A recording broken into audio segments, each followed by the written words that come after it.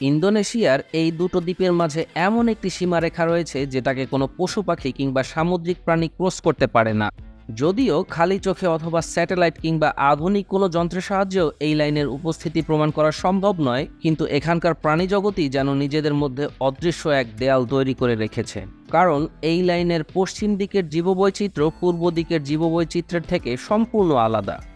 যদিও এই দুটো দ্বীপের মধ্যকার দূরত্ব মাত্র ৩৫ কিলোমিটার, কিন্তু আপনি যদি বালি থেকে লম্বক চলে যান তবে সেখানে সম্পূর্ণ আলাদা এক পরিবেশ দেখতে পাবেন। এখানকার পশু পাখি বালি দ্বীপের পশু পাখি থেকে সম্পূর্ণ ভিন্ন প্রজাতির, এবং মজাদার বিষয় হচ্ছে লম্বকের পশু পাখি বালি দ্বীপে যায় না, আর বালির পশু পাখিও লম্বকে আসে না। এমনকি বালি আর লম্বকের সামুদ্রিক প্রাণীকুল আলাদা প্রজাতির, এবং তারাও এই লাইন ক্রস করে না। যে লাইনটা লম্বক প্রণালী থেকে শুরু হয়ে উত্তরে মাকাসার প্রণালীর মধ্য দিয়ে অগ্রসর হয়ে পূর্বে বাঁক নিয়ে ফিলিপাইন সাগরের মিন্দানাও দ্বীপের দক্ষিণ দিক দিয়ে চলে গেছে।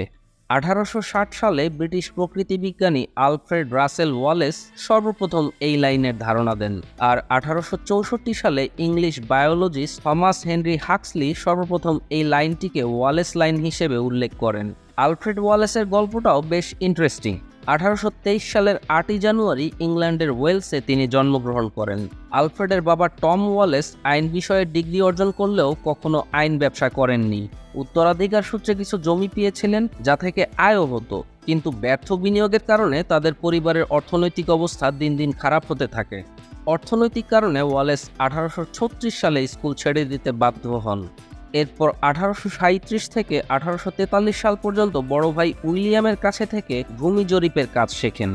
এই জরিপের জন্য ওয়ালেসকে প্রচুর সময় গ্রামের বনাঞ্চলে কাটাতে হতো। এই সময় তার বন্ধু বিখ্যাত পতঙ্গবিদ হেনরি বেটসের উৎসাহে পতঙ্গ সংগ্রহ শুরু করেন।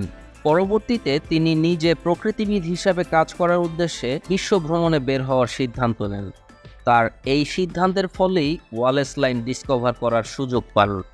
1848 সালে ওয়ালেস এবং হেনরি বেটস আমাজন ভ্রমণে বেরিয়ে পড়েন। সেখানকার প্রাণীজগৎ পর্যবেক্ষণ এবং পোকামাকড় সংগ্রহের পরে 1852 সালের 12 জুলাই ইংল্যান্ডের উদ্দেশ্যে ফিরতি যাত্রা করেন, কিন্তু মাঝপথে সেই জাহাজে আগুন লেগে তার সমস্ত সংগ্রহ সহ সবকিছুই পুড়ে যায়।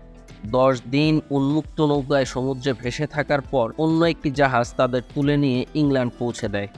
কিন্তু সবকিছু হারিয়েও ওয়ালেস হাল ছেড়ে দেননি। 1854 সালে তিনি মালয় দ্বীপপুঞ্জের উদ্দেশ্যে যাত্রা করেন। ইংল্যান্ড থেকে প্রথমে সিঙ্গাপুরে আসেন। এখান থেকে তার পরবর্তী গন্তব্য ছিল ইন্দোনেশিয়ার সুলাওয়েসি আইল্যান্ড, বাট আনফরচুনেটলি তিনি সুলাওয়েসির শিপ মিস করে ফেলেন। কিন্তু তিনি বসে না থেকে বালি দ্বীপপুঞ্জের দিকে চলে যান। বালিতে গিয়ে তিনি সেখানকার প্রকৃতি এবং পশু পাখির প্রেমে পড়ে যান। হাতি, গন্ডার, বাঘ, কাঠঠোকরা, টিয়ে পাখি আরও নানান রকম পশু পাখির সমারোহ তাকে অভিভূত করে ফেলে। এরপর তিনি সেখানকার প্রাণীজগৎ নিয়ে বিস্তর গবেষণা করেন এবং কয়েক মাস ধরে বেশ কিছু দুর্লভ নমুনা সংগ্রহ করেন। এরপর তিনি বালি থেকে মাত্র 35 কিলোমিটার দূরের আইল্যান্ড লম্বক চলে যান। অ্যান্ড হি ওয়াজ টোটালি শক। তার মনে হচ্ছিল তিনি যেন বালি থেকে 1000 কিলোমিটার দূরের ভিন্ন কোনো মহাদেশে চলে এসেছেন। ভৌগোলিকভাবে যদিও দ্বীপ দুটো মাত্র 35 কিলোমিটার দূরে, কিন্তু এতে বসবাসকারী প্রাণীকুলের মধ্যে সামান্যতম মিল নেই। এখানে তিনি দেখতে পাচ্ছিলেন ক্যাঙ্গারু, কোয়ালা, প্লাটিপাস, সাদা কাকাতুয়া, হানি ইটার এবং বিশাল আকৃতির মনিটর লিজার্ড, কোমোডো ড্রাগন। এগুলোর কোনোটাই তিনি বালি দ্বীপে দেখতে পাননি, এবং বালির হাতিগন্ডারও তিনি লম্বকে দেখতে পাচ্ছিলেন না। ওয়ালেসের মাথায় প্রতিনিয়ত ঘুরপাক খাচ্ছিল যে কাছাকাছি দুটো ভূখণ্ডের প্রাণীজগতের মধ্যে এত পার্থক্য কেন। এর মধ্যেই তিনি ম্যালেরিয়ায় শয্যাশায়ী হয়ে পড়েন। বিছানায় পড়ে তিনি বিস্তর চিন্তা করার সময় পান। এই সময় তিনি ভেবে দেখেন যে বালি দ্বীপপুঞ্জের প্রাণীকুল এশিয়ান প্রাণীজগতের সাথে সম্পর্কিত, অর্থাৎ এশিয়ায় যে সকল প্রাণী পাওয়া যায় বালিতেও তিনি সেগুলোরই বেশ কিছু প্রজাতি দেখেছেন। আবার লম্বকের প্রাণীগুলো অস্ট্রেলিয়া মহাদেশে পাওয়া যায়। এই চিন্তা থেকে তিনি একটি হাইপোথিসিস দাঁড় করান যে আজ থেকে কয়েক মিলিয়ন বছর আগে বালি এবং এর পশ্চিমের ভূখণ্ডগুলো এশিয়া মহাদেশের সাথে কানেক্টেড ছিল, আর লম্বক এবং এর পূর্বের ভূখণ্ডগুলো অস্ট্রেলিয়া মহাদেশের সাথে কানেক্টেড ছিল। সময়ের বিবর্তনে আইস এজ পরবর্তী সময়ে সমুদ্রের উচ্চতা বৃদ্ধি পাওয়ায় এই ভূখণ্ডগুলো মূল মহাদেশ থেকে বিচ্ছিন্ন হয়ে পড়েছে। তাই বালি দ্বীপে এশিয়ান প্রজাতির পশু পাখি আর লম্বক দ্বীপে অস্ট্রেলিয়ান প্রজাতির পশু পাখির বসবাস। আর মাঝখানে যেহেতু সমুদ্র, তাই হাতি, গন্ডার কিংবা ক্যাঙ্গারুর মতো প্রাণীদের ৩৫ কিলোমিটার সামুদ্রিক পথ পেরিয়ে অন্য প্রান্তে যাওয়া সম্ভব নয়। কিন্তু পাখিদের জন্য তো ৩৫ কিলোমিটার খুব একটা বেশি দূরত্ব নয়। তাহলে পাখিরা কেন যাচ্ছে না? ওয়ালেস খেয়াল করে দেখলেন এই দ্বীপগুলোতে বসবাসকারী সব পাখি নন মাইগ্রেটরি বার্ড। নন মাইগ্রেটরি বার্ডের সমস্যা হচ্ছে এদের পাখা লং ডিস্টেন্স ফ্লাইটের উপযোগী না। মাইগ্রেটরি বা পরিযায়ী পাখিদের মতো এরা দীর্ঘক্ষণ নিরবিচ্ছিন্নভাবে উঠতে পারে না। খাবার সংগ্রহের জন্য এরা ১ থেকে ১.৫ কিলোমিটারের মধ্যেই বিচরণ করে থাকে। তাই ৩৫ কিলোমিটার এদের জন্য বেশ লম্বা, কিংবা বলা যায় অতিক্রম অযোগ্য দূরত্ব।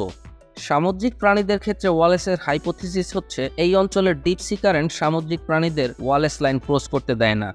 যেহেতু ওয়ালেসের হাইপোথিসিসের কোনো বৈজ্ঞানিক প্রমাণভিত্তিক দলিল ছিল না, তাই সেই সময়কার বৈজ্ঞানিক মহলে তার এই গবেষণা তেমন একটা সমাদর পায়নি। পরবর্তীতে ওয়ালেসের মৃত্যুর ৫০ বছর পরে টেকটনিক প্লেট আবিষ্কারের ফলে আমরা জানতে পারি আদতেই লম্বক অস্ট্রেলিয়ার সাথে এবং বালি এশিয়ার সাথে কানেক্টেড ছিল।